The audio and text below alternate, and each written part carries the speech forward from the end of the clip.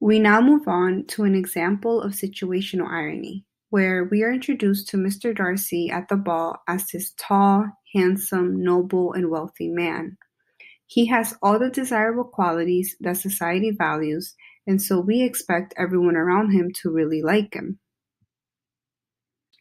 And even though people do initially like him because of his good looks and his wealth, as soon as they learn more about his character and just how prideful he is, they quickly change their minds and they begin to judge him because he no longer fits this ideal man, and because of that, he is condemned for it. This ironical situation also serves to highlight the hypocrisy of characters such as Mrs. Bennet, who criticizes Mr. Darcy for judging Elizabeth before he gets to know her, when she does the same thing when she first meets Mr. Darcy and judges him based on his money. The next two examples more directly show how characters come off as either hypocritical or pretentious by prematurely judging other characters around them.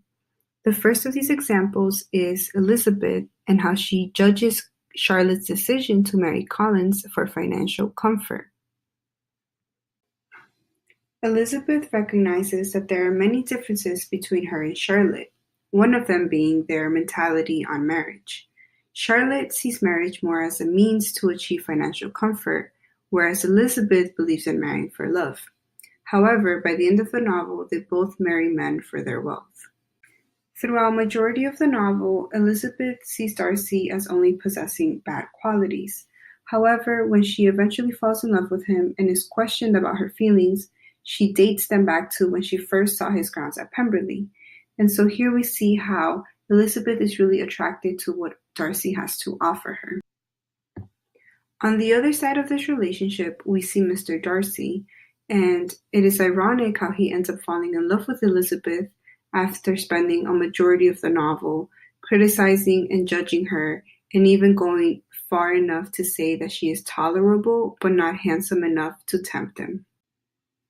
This situational irony is especially interesting to analyze because the changes in Darcy's behavior and character are extremely unexpected and very different from the beginning of the novel. We especially see Darcy changing as a character after he proposes to Elizabeth for the first time.